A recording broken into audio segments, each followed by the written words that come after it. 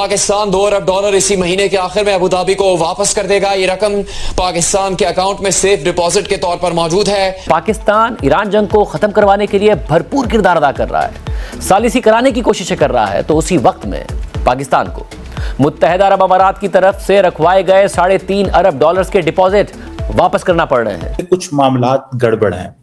ये कोविड में भी चीजें सामने आई थी, कोविड से पहले भी कुछ आई, बाद में भी आई, और अभी तो हालात बिल्कुल ही खराब हो गए। यूएई इस वक्त सॉलिडली अमेरिका और इजराइल के साथ खड़ा है, मगर आप ईरान के खिलाफ नहीं खड़े। 17 अप्रैल तक हमें वो पैसे अदा करने हैं।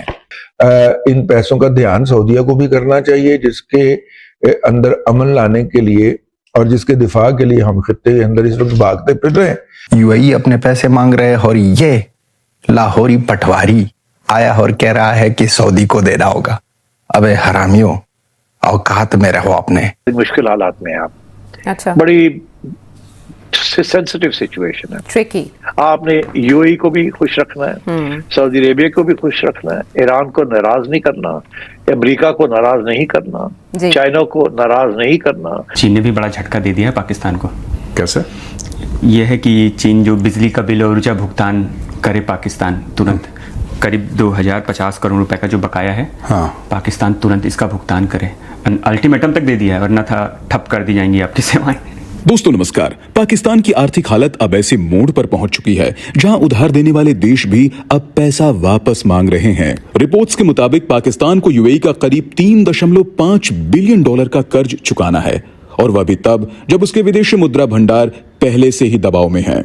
दूसरी तरफ चीन भी अब सख्त रुख में दिखाई दे रहा है। सीपीईसी और पावर प्रोजेक्ट्स के तहत दिए गए कर्ज और पेमेंट्स को लेकर बार बार दबाव बनाया जा रहा है, और साफ संकेत दिया गया है कि अगर पेमेंट नहीं हुई तो बिजली सप्लाई तक प्रभावित हो सकती है। एक तरफ कर्ज लौटाने का दबाव, दूसरी तरफ कमजोर अर्थव्यवस्था, और ऊपर से बार बार नए फंड की जरूरत। ऐसे में पाकिस्तान बार बार अंतर्राष्ट्रीय संस्थाओं और दूसरे देशों के सामने फंडिंग के लिए पहुंचता दिखाई देता है। जब आर्थिक हालत इतनी कमजोर हो जाए कि अपने ही प्रोजेक्ट्स चलाना मुश्किल हो जाए, तो फैसले लेने की आजादी भी सीमित हो जाती है, और यही दबाव अब पाकिस्तान की पूरी आर्थिक स्थिति को लगातार चुनौती दे रहा है। ऐसे वक्त में कि जब पाकिस्तान ईरान जंग को खत्म करवाने के लिए भरपूर किरदार अदा कर रहा है, सालिसी कराने की कोशिशें कर रहा है, तो उसी वक्त में पाकिस्तान को मुत्तहिदा अरब अमारात की तरफ से रखवाए गए $3.5 अरब के डिपॉजिट वापस करना पड़ रहे हैं। पहले मुत्तहिदा अरब अमारात इन डिपॉजिट्स को पाकिस्तान की डिमांड के मुताबिक तवील अरसे के लिए रोल ओवर करने के बजाय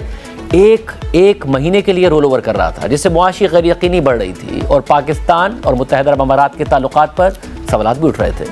और अब वफाकी काबीना के एक सीनियर वजीर के मुताबिक पाकिस्तान $3.5 अरब के ये डिपॉजिट्स इसी महीने मुत्तहिदा अरब अमारात को वापस कर देगा, और इन $3.5 अरब में से $450 मिलियन पाकिस्तान ने 1996 में एक साल के लिए लिए थे, और अब 30 साल बाद ये पैसे भी वापस कर दिए जाएंगे।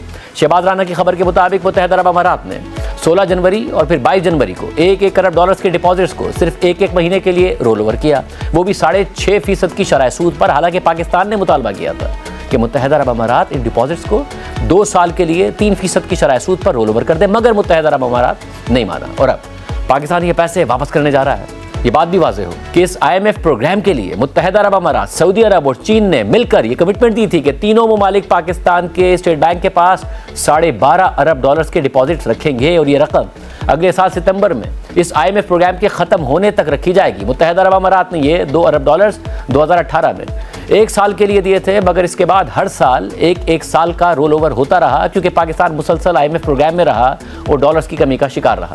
उसके बाद 2023 में मुत्तहिदा अरब अमारात ने $1 अरब का लोन पाकिस्तान को दिया, और अब ये इत्तला सामने आ रही है कि मुत्तहिदा अरब अमारात ने अपने पैसे वापस मांग लिए हैं, और पाकिस्तान ये पैसे वापस करने जा रहा है। खबर के मुताबिक पाकिस्तानी अथॉरिटीज का कहना है कि पाकिस्तान $450 मिलियन 11 अप्रैल को, $2 अरब 17 अप्रैल को, और बाकी $1 अरब 23 अप्रैल को वापस अदा कर देगा। यानी अप्रैल में पाकिस्तान $3.5 अरब वापस कर देगा, मगर अप्रैल में ही पाकिस्तान को $1.3 अरब के यूरो बॉन्ड की मैच्योरिटी का सामना है, और पाकिस्तान को यह रकम 8 अप्रैल को अदा करनी है। इसलिए कहता हूं कि पाकिस्तानी प्रधानमंत्री को किसी भी उसके लिए इंडिया मत बुलाओ।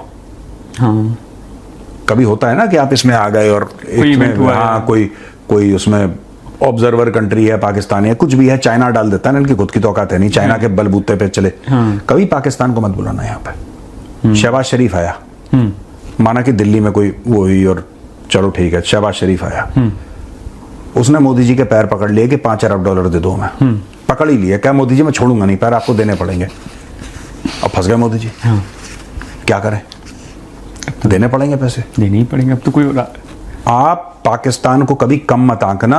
मॉरल फ्लेक्सिबिलिटी उनकी इतनी ज्यादा है, इतनी ज्यादा मॉरल फ्लेक्सिबिलिटी है, उन्होंने अमेरिका के पैसों की वजह से अपनी पूरी नस्ल रेडिकलाइज कर दी। पाकिस्तान में यह हाल नहीं था 1979 के पहले। ये जो अफगान जिहाद हुआ है ना, जिसमें सोवियत रूस को 1989 में वहां से निकली है सोवियत रूस, फिर टूट गई।